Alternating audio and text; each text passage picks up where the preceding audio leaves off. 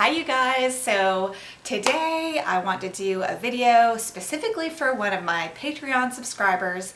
She asked me to do a whole video just on ears, cat ears, because I guess she's working on a painting of cat ears, so I wanted to do that video for her. So that is one of the benefits of being a Patreon subscriber. You can ask me questions and I will respond with more immediate and detailed answers to your painting questions. So I do encourage you to join my Patreon and try that out. It's really fun, and you can join for just $2 a month. So if you want closer access to me and be able to ask me advice on your particular paintings you're working on, that can be kind of fun. And I really do enjoy it. I enjoy the teaching part of my work as an artist. So anyway, today this video is going to be on ears, and I wanted to show this footage again of the very first layer because it includes the ears, and often what I'll try to do is paint the background of the cat's face but also the ears and include it all in the first wash. So that's why I'm re-showing this footage. You saw this in another video where I explained how to do the first wash and the first part of the painting, but as you can see, I'm painting the whole face brown, and I'm including the ears because they all have a brown color to them. So I just wanted to help create some continuity by including the ears in the first wash. And as you can see, I'm carefully painting around some of the leaves because I want some of the leaves to be kind of in sharp contrast that hang over the face of the cat. So you can see that's why I did that. One of the challenges of this painting is that if you look at the ears, they're very dark, and then look at the background directly behind the ears, it's very dark. They kind of disappear into the background, and I didn't want that to happen for the actual portrait. I wanted this cat's dark ears to stand out in front of the background. So I had to really think that through, and you'll see later on I go back into the background and kind of scrub out some of the background around the ears so that the ears stand out better than they do in the reference photo. So just keep that in mind too. You want the ears to really stand out in your painting, and you want to make sure the background behind them is helping them do that. So if it's light ears, the background behind them should be a little darker. If they're dark ears, like this cat's ears, you want the background to be a little lighter. And this background is particularly tricky because it's dark leaves behind the cat, and you want it to look natural, but at the same time you want the ears to stand out. So I had to get the ears really, really dark, and I had to try to keep the background directly behind the ears lighter. So you'll see later on how I do that. Then the next step that I usually do with the ears is I wet the whole ear, just the ear, so it doesn't bleed out. If I really want the ears to be soft, I might wet the whole area over the ear with moist water, clear water, let it dry, and then when it's almost dry, when the paper is almost dry, then you can paint inside the ear so it bleeds out a little tiny bit into the background, but not too much. And you can see that is what I did with these ears because they are very soft. I wanted to keep them very soft at the beginning at least. And I'm putting that dark paint in, and I'm loading the brush with about a cream consistency dark paint. And for this dark, I use, like I very often do, and you guys know this, I use ultramarine blue and burnt sienna very often when I paint these Siamese cats, and they have that brownish black color to their dark points. So you can even get almost a pure black if you combine ultramarine blue with burnt sienna, and I think it makes a nice black. It's a lot more interesting than just flat black.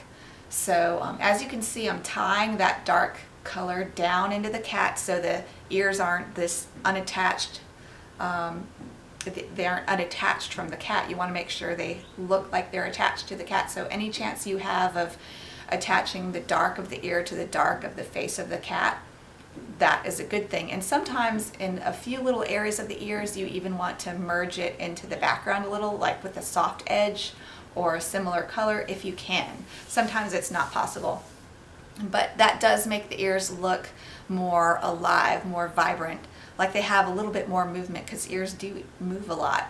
So that helps to keep them looking alive and not static. So your painting kind of sparkles with life. So it's important to keep in mind having some soft edges around the face and the ears of your cat if possible, because it will really add some vitality to your painting. So now I'm just painting some clear water over the whole cat, and I'm going to work on this other ear, the cat's right ear and our left. And a lot of times in the middle of the ear, it's kind of a pinkish purplish color. So I'll use a mix of ultramarine blue and burnt sienna and maybe some Windsor violet. And that will give that pinkish purplish hue in the middle of the ear. So that's a good color combination to use for the ears. And then I'm just going in with a cream consistency paint right here with, and this is an 8x10 painting, and this brush that I'm using here is probably about a size 4 mop, and it picks up a lot of pigment in the bristles, so it's a good brush to use for this. And again, I pulled that dark color down into the dark of the cat's face, and you can see how much it's bleeding into the middle of the ear, and that's good. It's keeping it nice and soft. And so usually I do the ears in 2 or 3 phases. So I'll do the soft background of the ear and then go back in later with some harder edges and put in the details of the hair, the whiskers in the ears, the hair, the longer hairs in the ears. But you can put in some soft long hairs and just keep it really soft. But you can see how I'm going back into these ears and just keeping it really, really dark and getting it really dark. And because this paper, I think the sizing was not perfect, I had to keep going in and darken it again and again, because it just, I had a hard time getting these ears as dark as I wanted them to. And see how I'm doing the background now? I'm going back in and doing that darker background behind the ears while the ears are still wet. And I don't usually do that, but I wanted them to kind of merge, but I wanted it to be soft. So it was I had to use a really delicate touch here for that. And then here you can see I'm going in with my bristle brush, and see how I'm scrubbing around the outside of the ears in the background. I'm lightening behind those ears. I had to do that so those ears would pop forward.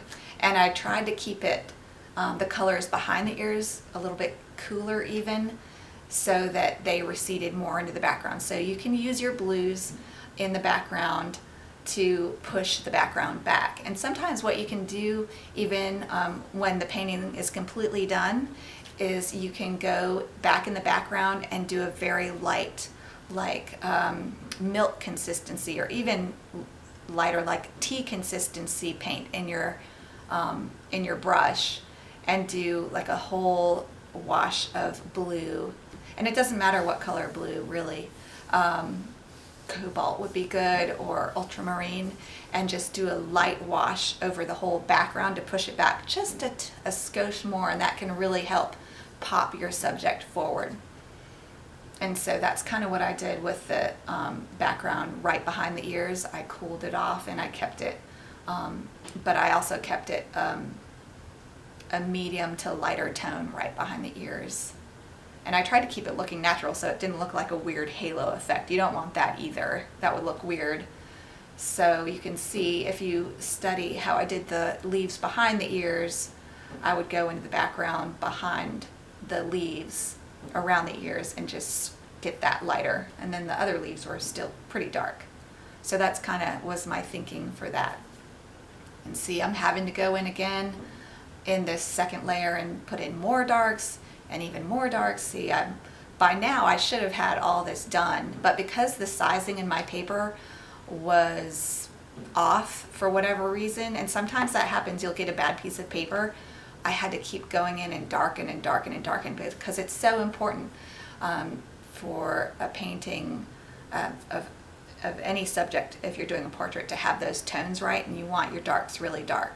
And this cat's ears were really dark, and I really had to get them dark because the foreground is dark. So it was even more important for me to get the ears really dark. So now I'm going in with a really nice sable brush that has a good point in it, and you can see I'm working wet or dry and wet and dry. And so I'm trying to get the whiskers in and have more details, because this is kind of towards the end of the painting. And so you want to get those long hairs in at the end when the rest of the ears are all done and you're happy with the overall tone of the ears. At the very end, you can go and put in those longer hairs. I hope you guys enjoyed that video of painting ears, cat ears, and I would love to hear from you guys, especially my Patreon subscribers, what you guys would like to hear about next. So hit me up in the comments and give me a like, and I'll see you in the next video. Bye.